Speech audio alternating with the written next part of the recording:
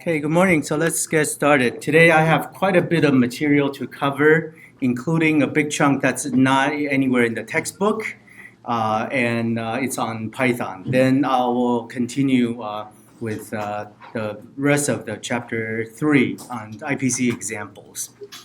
So first I'll give a tutorial on Python. You say, Python? I mean, in OS course, why am I in the wrong class? Am I doing machine learning? No, actually, Python can be a very, very useful tool for learning about different aspects of OS, especially algorithm aspects, especially the concurrent behavior. So in case you haven't heard of Python by now, it is a high-level dynamic programming language. Dynamic in the sense that its shape changes, its data structure can evolve, can change over time, can be different types, could be very dynamic. Structure can totally change from something simple to something unrecognizable. But that's what makes it powerful. It's multi-paradigm in that first it supports procedural programming, that's very much like the C style. Supports object-oriented, that's like a C++ style.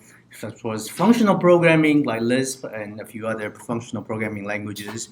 So it's multi-paradigm, very powerful, very concise, very human-readable. In fact, it's been called executable pseudocode. If you ever taken algorithms classes, such as those books used by Corman, Lyserson, Rivest, and Stein, CLRS, standard textbook, a lot of those algorithms translate directly with minimal syntactic changes into Python. So that means you can get something pseudocode-like running in Python in just a few minutes. You can't say the same about other languages. And so we certainly use that a lot in our lab for our research purpose.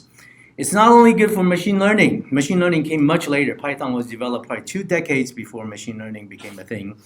It's really good for quick validation of ideas. It's interactive. It supports concurrency, even though some people criticize it for not true concurrency. I mean, it's got really nice syntax, just so that you can try things out. And you can type directly to see what's going on. So if it's not already installed, install 3.7. If it's 3.6, it's okay. But if it's earlier, please try to upgrade. You can always go to Python website, www.python.org, to get your copy. If you're running on Windows, I recommend Cygwin version. But you can also try the Jupyter Notebook, which is a web-based version of Python.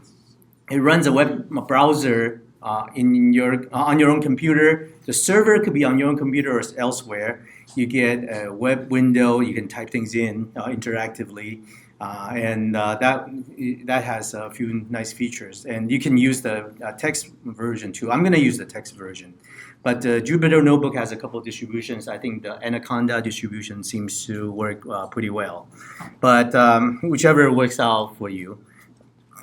So if you haven't seen it, you just type, I'm going to use Python 3 because 2.7 is going to be obsolete if it's not already. So you can type things in, and I'm going to do a live demo here. So I'm going to do Python 3, and it gives me a shell like this. How do you do hello world? Print hello world. That's it.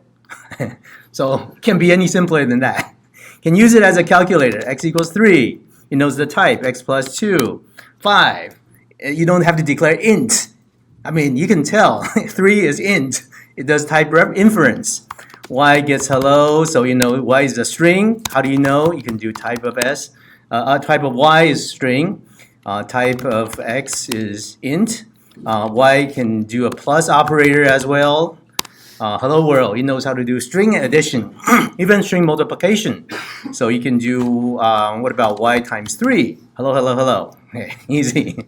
Y of 0, you can pick out individual characters. So it's index 0 base, just like C. Y sub 4 is O.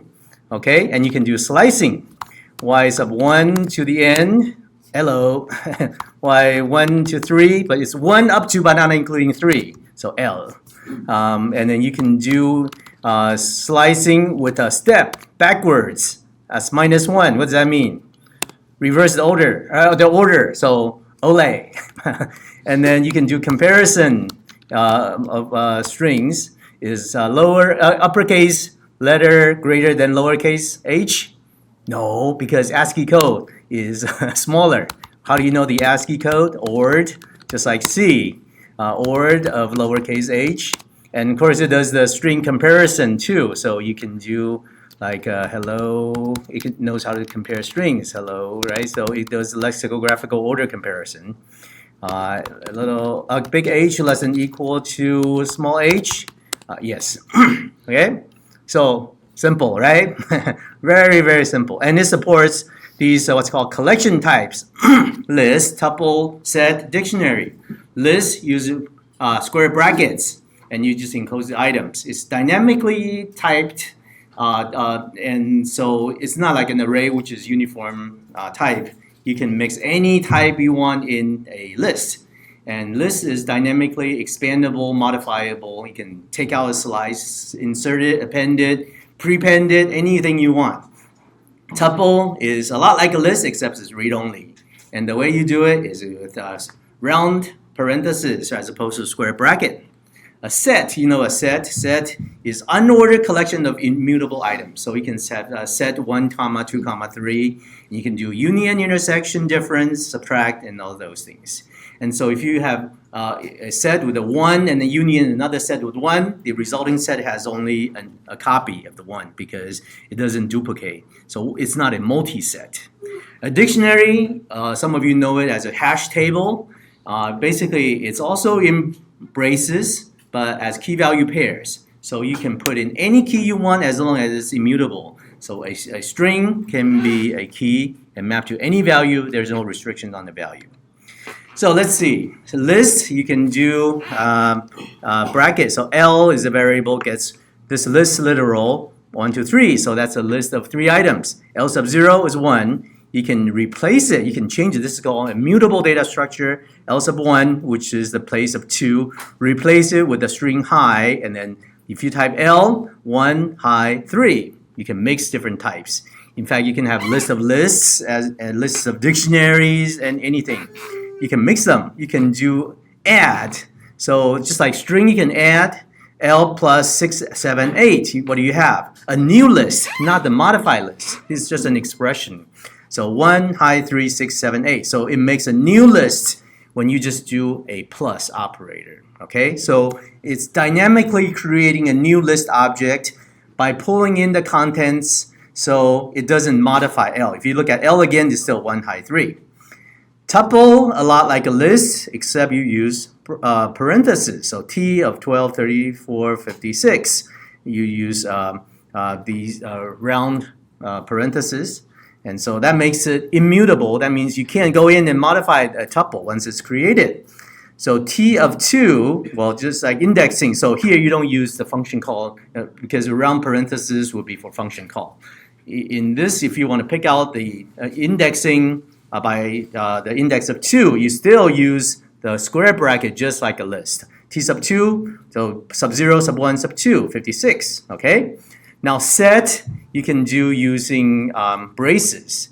But remember, the braces are also used for dictionary. So if you want to use an empty set, you have to say lowercase set paren, like a function call with no argument. That's how you create a set. Otherwise, if you use just braces, empty braces, then it thinks it's a dictionary. Anyway, so we'll do a little bit of that. A gets set 1, 2, 3. B gets 1, 3, 5. The AND operator, ampersand, that's intersection, as you might expect, right? Just like bitwise AND, right? So it appears in the result only if it appears in both lists. So which items appear in both? 1 appears in both, 2 and 3, no. And then, 3 appears in both lists. 5 does not. So 2 and 5 are not, 1 and 3 are. So result A union intersects B is 1 and 3, that set. Now it's, again, creating a new data structure, new set containing those same elements. Now the bar, which in C is bitwise OR, corresponds to, as you can guess, union. So it takes elements from both sets but only appear once. right, in the result. So 1 is in both, but you only show it once. 2 is in one of them, 2, and 3 in both, but that's okay. We show it once. 5 is in B, but we include it. So it's elements in both. Union them. Okay. And now set is unordered, so that means if I do an operator like this, it's probably not going to show in 1, 2, 3, 5 order. It's in any order it wants, any order it feels like. So don't blame me. It's whatever it feels like. Okay, but that's okay because when you test membership, you can only test members. You can't index a list or set. Sorry, you can index a list. You can't index a set.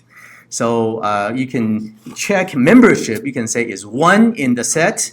One is so in is an operator. You can do set subtraction. So anything that is in B shouldn't be in the result, right? So A minus B. So 1 is subtracted. 2 not in B, so 2 is kept. 3 is subtracted, so you have just one element, 2. And now the XOR bitwise operator in C corresponds to, well, difference, right? Remember, the XOR really is different. It's a 1 if the bits in the two sides are different, right? So again, what's the difference? So 2 and 5 is what makes them different. So 2 and 5, and 1 and 3 is what makes them the same, right? So very simple. Dictionary, key value pairs. So you can do key colon value. So D brace, and then that January string is a key colon maps to value 1, and you can map to other values as well. You can map to another string, can map to int, float, another set if you want, another dictionary if you want, a list, a tuple, anything. But the key has to be immutable. String is immutable. That means if I give you a string literal, you can't go in and change it. Think of it as a constant. Okay. So January map to 1, February map to 2, March map to 3. And you can use the square bracket kind of as an index, except now you're not limited to integers. Now you can do the key. So in this case, if I plug in the key feb string, it looks up like a dictionary. The definition is 2, so it shows 2. And now let's try to look up the dictionary with the string April. Is April in there? If not, we can add it to it, right? So D gets 4. If it's already in there, it overwrites it. Okay, so if you show it, then you show it in this order. Now, this order, again, dictionaries are supposed to be unordered, but recent implementation enforce a little bit of ordering in the sense that it's in the order they're added, but that's extra data structure that the dictionary keeps track of. You shouldn't rely on the ordering. But anyway, that's just so for your information. Now, if you type D, it shows the dictionary content. Now, with the newly added content of April maps to 4. Now, you can check if a key is in the dictionary. So if the string Mars is in D, true. Now, what about May? If the string May is in dictionary D, no, false. You can do a length on all of these collection data structure, including set, including list, tuple. So length of D. The length is a built-in function. So that has 4, okay? Now, functions, just like any other language, there should be functions. And you can do it interactive mode, or you can do it in a text file and then import it or run it. And so the way to do it is def is a keyword, and then you can define the function name, the parameter list separated by comma if there's more than one. But you don't have to specify the type. You could have a type, but that Python will happily ignore it. And so you can say int x, but I pass a string. Says, okay, fine. You know what you're doing. I'll let you do it. So it's not going to complain. But a lot of times we just simply don't care. Anything that works with this algorithm, as long as the operators are understood, I'm going to use it. So that makes your functions much more general. You're not limited just to strict types. So let's call a function double, and then but with a capital D, it's case sensitive, right? And then colon is mandatory. It's indentation based, so you don't have braces. Instead, every time you open brace, close brace in C, you indent, okay? And the convention is 4 spaces. You could use tabs, but you have to be consistent. You can't mix tabs and spaces. And your indentation have to be consistent. So you can't have a certain level with 4 spaces, sometimes 2 spaces somewhere else. It's going to say, what are you doing? I don't understand. So you have to be consistent. And you have a return keyword, just like C, except you don't need semicolon. So return x plus x, that's doubling. So we can call double of 10, that was 20. Double of string 10. What does it do? String concatenation. So it gives you 1010 as a string. So that's a new string. Now, if you just refer to the function name without the parenthesis, then it's not a call. It's just a function reference. So you can create a new name, dbl equals double. That doesn't call the double function. Instead, it says, whatever double is, I'm going to make a reference to it. So it's always copied by what's called value reference. In this case, it's a point. You can think of it as a function pointer. So once you have dbl referred to double, then you can do dbl of 20. Then what does it do? It calls the double function, as you might expect, right? Very simple. Now, so let's say, okay, I know about Python, right? No, that's just the beginning. What I'm going to tell you is what's called generator in Python. This is something they probably don't teach you in elementary Python courses because they think, that's too hard. No, it's actually not too hard. In fact, this is perfectly appropriate for an OS class because it is a good match for a lot of the problems at the language level. Now, OS people do it at the process level, and last time you saw IPC.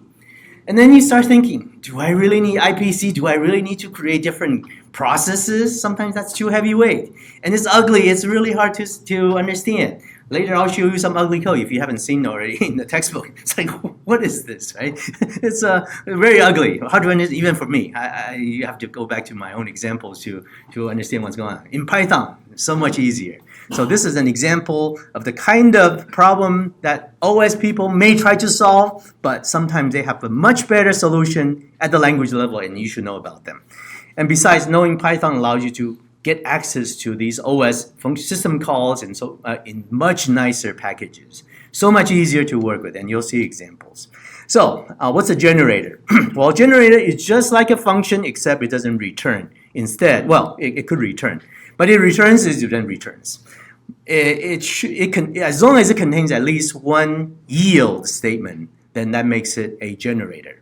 What's yield? Yield is a lot like a return, except it's kind of a return halfway. I'm running, and then instead of return, I yield. That means I save my spot. Okay? After the yield, whoever calls me gets that value, and then they can say, okay, I want more, but don't start over. Continue where you left off. All right? That's what yield is. So then they can call next on the generator. What that does is that generator says, oh, I remember where I yielded last time. I'm going to continue running where I left. Think of it, I mean, you remember that kind of reminds you of interrupt somehow, right? Or a system call somehow, right? There's that continuation concept in there. Okay, so let's look at an example. So let's do def numgen and then paren. So that's a function, right? Looks like a function, kind of like a function, and you can do I gets 0. Now, any variable you define inside a function is local to that function. So even if there's an outside I, then no, that doesn't matter. It's a local one. But if you're reading without defining it within the function, then it thinks it's one from the outside. Okay, anyway, while true, that's an infinite loop, like in C, while 1, right? And you don't need parentheses around. Colon, what's the body of the loop? You do yield 1, yield I. So that's like a return. But unlike a return, you can continue running from there. That's kind of cool. So what would it yield the first time? Yield 0, right? Because I has value 0.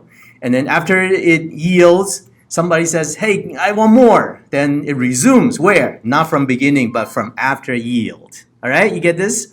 Then after yield, what does it do? It gets I plus 1. That's what I plus equal 1 means, right? So I's value is still kept around. So unlike a function call, which is usually stack-based, you call a function, local variable gets auto-allocated, and then when you return, it goes away. I disappears. But a generator, its local stick around even after return. So you can continue with it. Okay? So that kind of reminds you, hey, that's kind of like a baby little process, right? Kind of like a thread. Well, it's no. There's other concepts. But this is what somebody might call a coroutine or something. It could be called continuation, but it's really somewhere in between. But anyway, this is called a generator in Python terminology. So then next time somebody continues with it and then it runs, what does it do? Runs until, runs the loop again and yield. Now it's going to yield 1, and then if you want one, and then another one yields 2, 3, 4, 5, and so forth. And this one doesn't end. But if you want to end, just do a return or fall off the function. Then it's an implicit return, then that's the end. Okay? So what you can do is what? Well, unlike a function, you have to instantiate it a lot like an object. So like here, g, just any variable name you want, but let's call it g, gets numgen. So that doesn't call it. That just says instantiate it. You remember instantiation in object-oriented language? Make a copy of it, right? Kind of like new in C++ or some other language in Java, you also instantiate objects. So this doesn't run it. This just instantiates it. Now G is a generator. Then from that point on, you work with G. What can you do? You can call next of G. Now the first time you call it, that's when it starts running, right? And then it's so when you do this, it just makes an instantiation. It doesn't start running. Then I gets 0. Okay, that's the I inside this G. You can instantiate H gets numgen, I gets numgen, right? Paren, and so they get different copies. You can have multiple generators, and each one has its own little I inside, so they won't fight with each other. Now, if you do next of G, it runs until yield, and then gives you the value 0 back. And you call next of gen, then you get 1. Next of gen gets 2, and so forth. Right? Very simple, elegant. Now, what's more cool is you can put a generator inside a for loop so that you don't even have to do the instantiation and the next call. The for loop calls it for you, okay? And I'll show you example a little bit. But next, I want to go back to the data structures closer to what you might need. If you want to try out some algorithm, you don't actually have to define your own structs or class. You can just use a built-in type because it's so flexible. So oftentimes we work with trees. So in this case, binary tree. You could certainly do your class and then the constructor and then left child, right child, root, and all those things. But why bother when you can just do it in one line in basically a tuple representation. So you know parentheses, right? So you can do root, left child, left child, and right child. So here, if you want to represent this, we can do what's called a pre-order representation. T has a root of 17, and its left child is rooted at 12, has a left child of 6, and then its left child is none, right child is none, right? We're right here. And then right child of 12 is right here, 14, has no children, that's a leaf, right? And that completes your left child from rooted at 12. Now we go back to 35, rooted at subtree rooted at 35. Left child 32 is a leaf, so 2 nuns. And then right child of 35 is 40, and none. So there, simple, and it's human readable. Otherwise, if you define a struct, define a class, it's like, how am I supposed to look at it? I'm going to draw it, really? Right? So this way, it's human readable. You can understand it, and then it's ready to use very quick. And let's use generator for pre-order traversal. Now, you might have taken this in your data structure class or your algorithm class, right? What's pre-order? Visit these vertices in root, and then left recursively, right recursively, right? You remember this? And you've all taken the prerequisite quiz, so you should know it. If not, you should really be studying on this. So now, what does it do? Well, in the case of algorithm, they only tell you to visit, but it doesn't return until it finishes everything. So what can you do if you want to just get one element at a time? You print, but then if you print, that goes to standard output. It doesn't give you a data structure. Then you may end up having to keep a list, and then you keep appending to that global list because it's a recursive call, right? That's kind of troublesome. What if I want to do it with yield, so that as soon as I find an element I want to visit, I yield it, and then I allow the possibility to continue recursive visiting, and every time whatever I visit, I yield it instead. So here, you can do def preorder of the tree in that representation. If not t, that means if t is equal to none, right? A lot like C. Then return. Return what? Return nothing. Return none. And so that marks the end of that the sequence of things that you generate. But that's recursive, okay? And otherwise, it's not none. That means it's got something. It's not an empty tree. So the assumption here we can make is that it has the root, left, right. So we yield the root first. So t sub 0, this has got to be, right? It's well structured, and the first one is 17. Now I want to visit left child recursively, right child recursively. What do? I call myself. So and I can do preorder of t instead of t, now t sub 1, which is a subtree, right? And now doing for loop basically instantiates a preorder of t sub 1 and then keep calling next until you can't call anymore. Well, you package it up in for loop for I in preorder of t sub 1. Get one element at a time. What do? I basically yield back up. All right? So I do call the recursion to do the generator for me. So as you're running, it's actually going to make a recursive generator. That's okay. You know you can make multiple instances even before I finish, right? And then so whatever my recursive call yields, it's got to be also in preorder. So I just take it, right? I gets each element of the preorder, and then I just yield it. Left recursively, and then right child recursively. So for I in preorder t sub 2, and I yield I. All right, you understand? So very elegant. That's if you actually run the code. So in Python, what you can do is you can put in your test case or main. If name equals main, that means you're running this as top level. Then you can do your test case. But if you import it and use it in another module, then it's not top level. You don't want to run the test case. So that's fine. So this is the way you have the built-in test case. Very nice. And if you just test it and everything, want to use it, it doesn't bother running the test case. So we construct the tree just as usual. And then here's another nice feature called list comprehension. What does that mean? That means instead of using just values, comma separated values as my list content, I use a for loop to construct my content. So list, so L gets this list. What's the content? I for I in preorder of T, right? So basically it's a for loop which then gets all the values from this top level T, but then it calls recursive, but I don't see the recursive call at this level because any recursive call gets passed back up. So this takes care of instantiating the generator and calling next for me. I don't have to bother. So whatever is in, I put it in, so in this list. So this is called list comprehension. You can do set comprehension, you can do tuple comprehension, even dictionary comprehension as well. Okay, once you have this L, we print it out. So if you run it, I call it tree.py. You can call it whatever you want. Just make a text file, run it, and yes, indeed, it. I'm not just typing this up. I actually wrote the code and ran it. So you should try it yourself too. Make sure you understand. Now, even cooler than yield is yield from. So you notice for I in preorder t sub 1 or for I in preorder t sub 2 and I yield I. Well, isn't that kind of redundant? I want to be lazier than that. So what I do is eliminate for loop altogether. I just say yield from. Then that takes care of putting in the for loop for every element, whatever it yields. Then yield from has a built-in for loop, just does a yield for me. Right? So that's a shorthand for I in some kind of sequence or generator.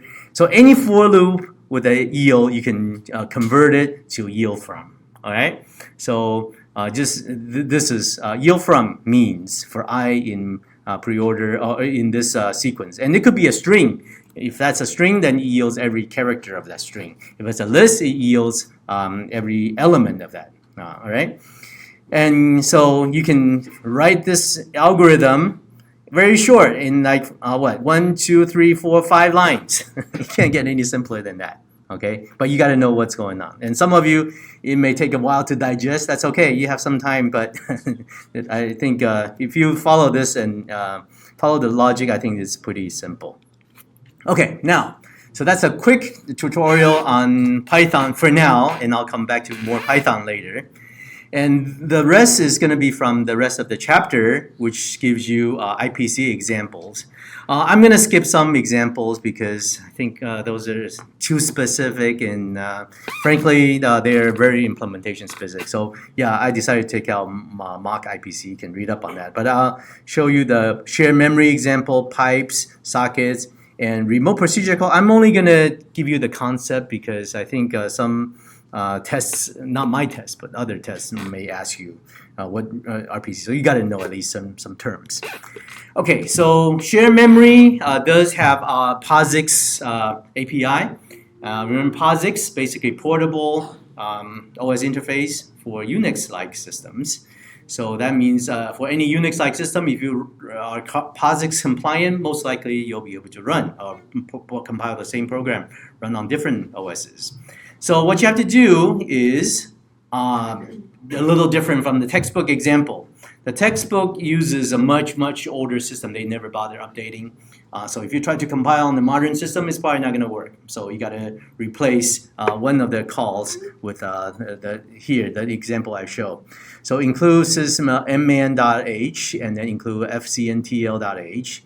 And that'll give you function shm open. That's open is somewhat like a file because think about it. If you want two processes to share memory, how are they supposed to find each other? Well, you got to have a way to identify that same kind of reference, right? Which shared memory are you talking about? So you could do it by name. And in fact, this makes it a lot similar to how a file works. So and a lot of OSs actually make use of the file interface as a way, as a means for which different shared memory processes figure out how to associate that shared memory region.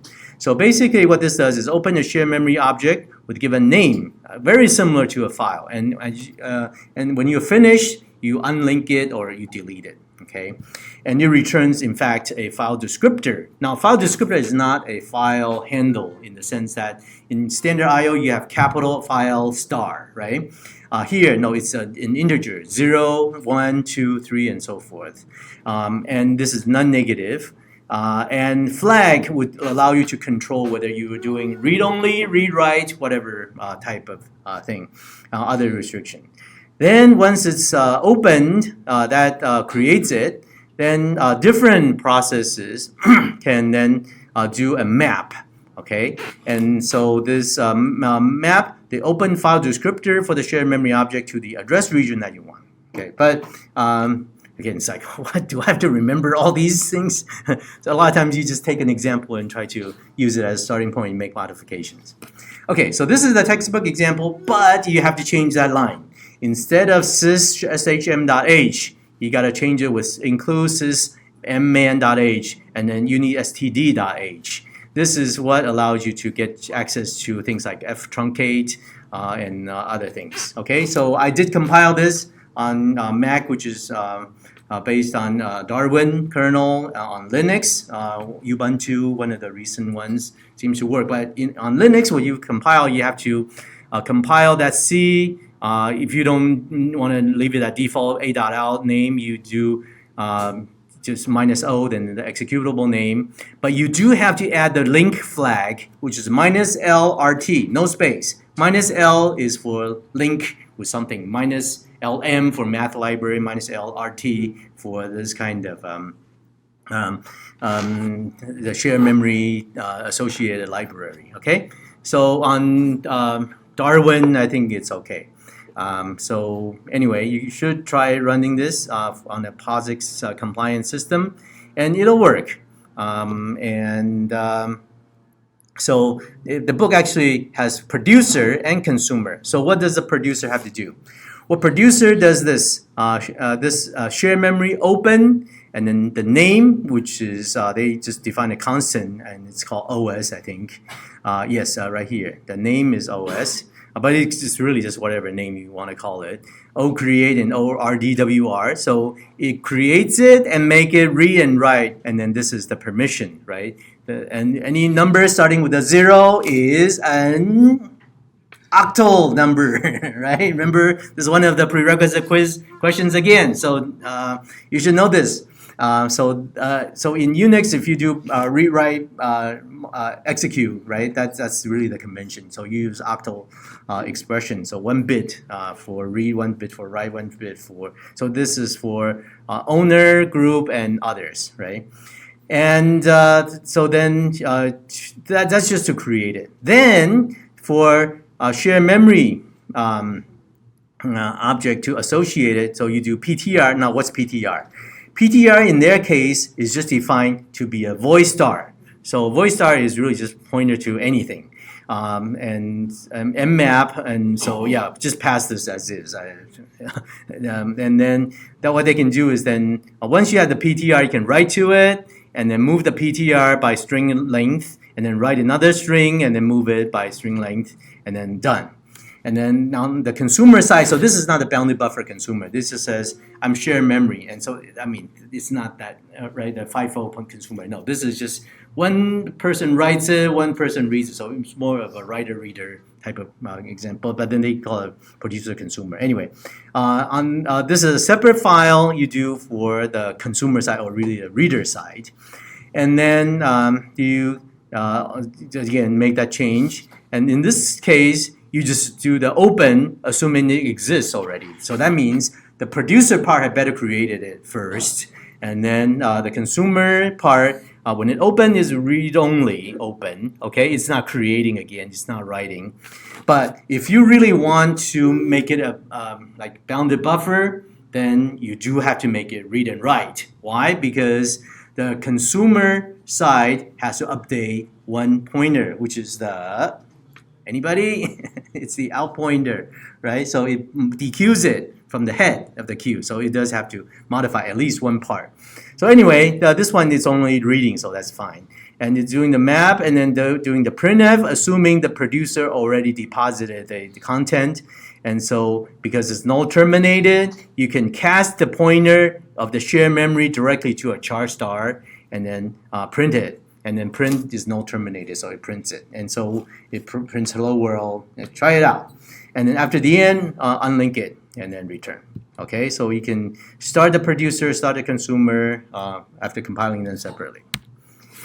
Now, if we want to do the bounded buffer shared memory, what do? Well, you got to define some structure, right? So here I do a type def here. In case you can't see it, right? I mean, you can read the slides. So type def struct, the shared memory structure. So you have int in pointer and out pointer. Well, in this case, really index. But I wanted to use in and out underscore p because if later you want to use it in Python, in is a keyword. So, but okay, these are just the in and out. Okay, and then buffer also defined in this struct. Why do we do this? Because when we do that pointer, it was a generic voice star, right? No longer the case here. It's this shared memory type star pointer.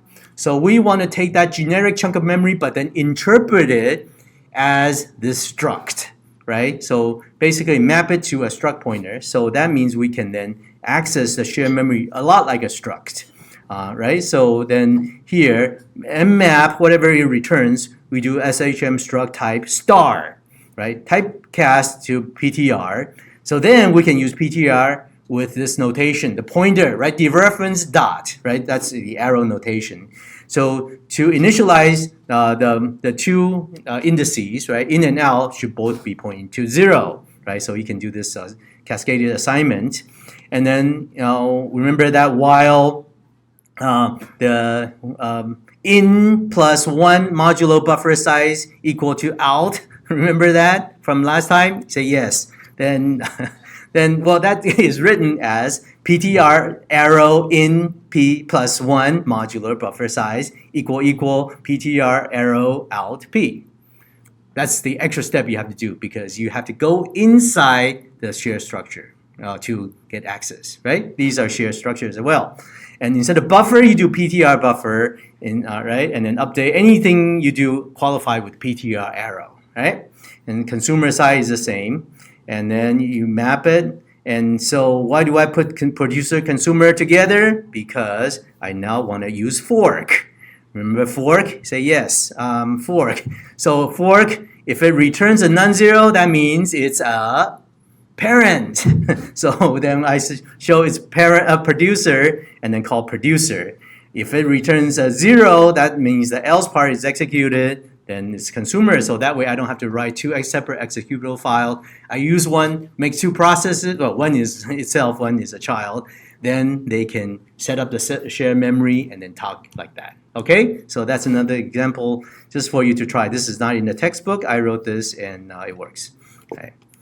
So shared memory. Now that seems like an overkill just for one process to produce something, the other to consume. It's like there's so many places where things can go wrong, right? Yes, precisely. It's an overkill in a lot of cases. And seems very unstructured, precisely. Hard to trace. How do you even debug in the first place? Very hard, okay? Especially once you do a fork. It's like, what? How am I supposed to debug this? So you better have debugged individually then before you put them in the fork.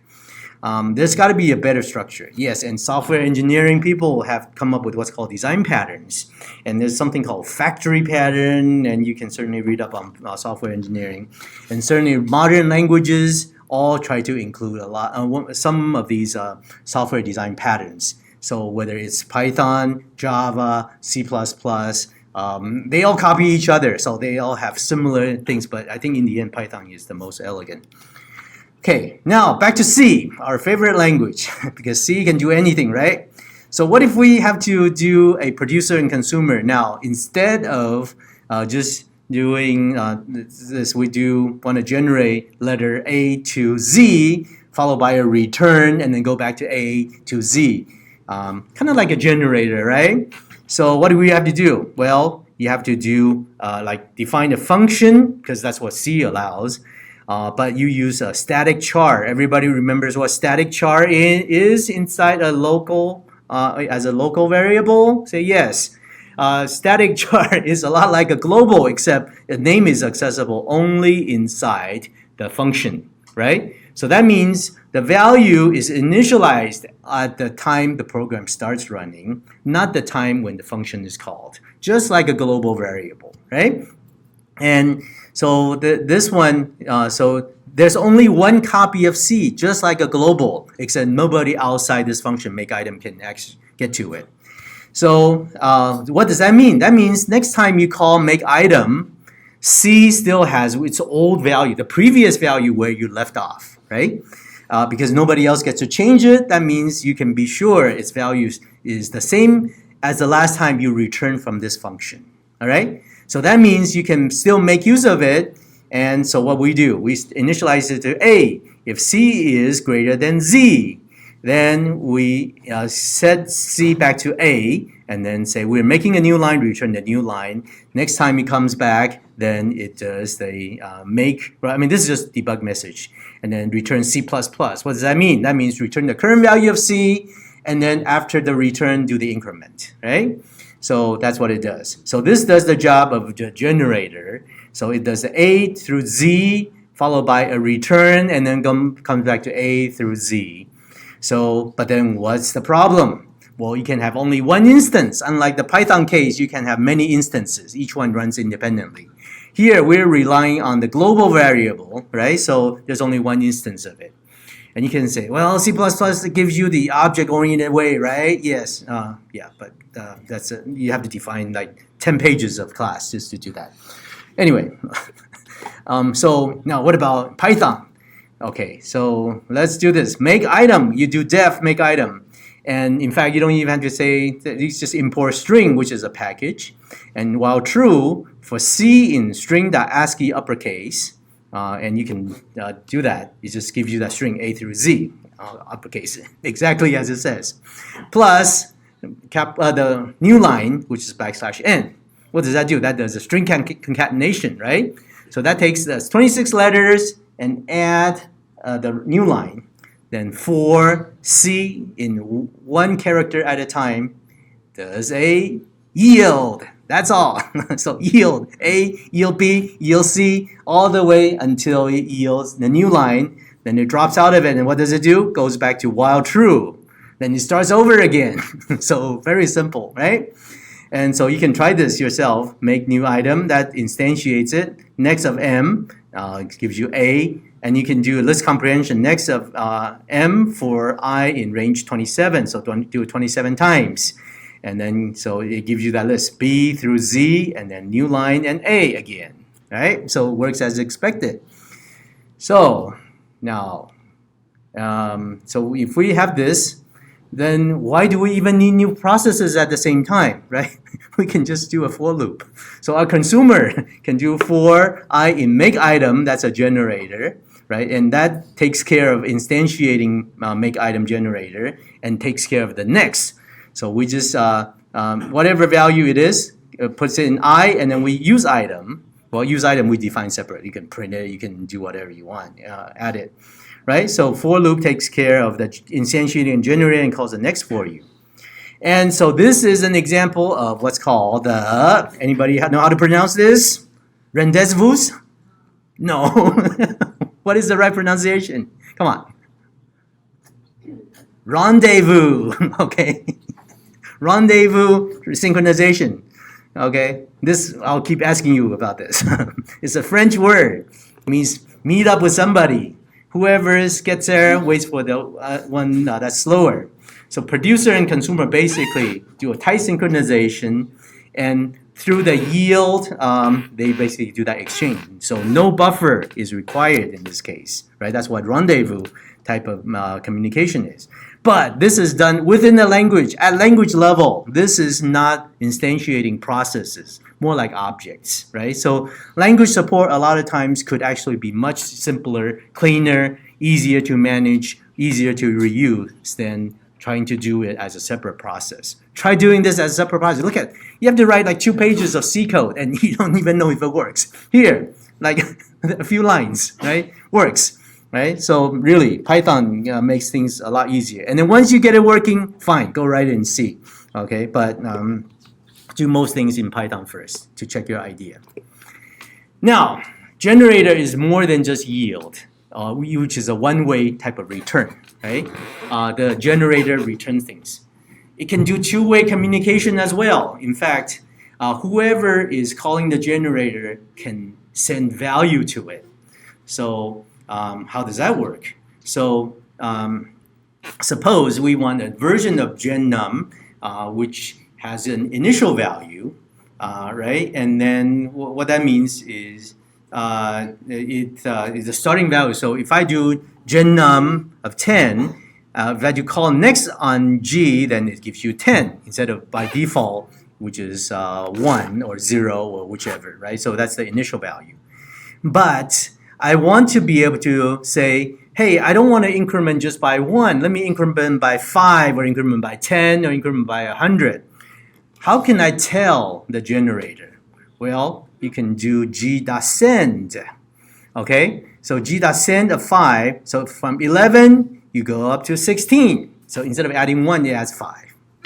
It's like, whoa, that's cool. But how does the generator receive it? Well, guess what?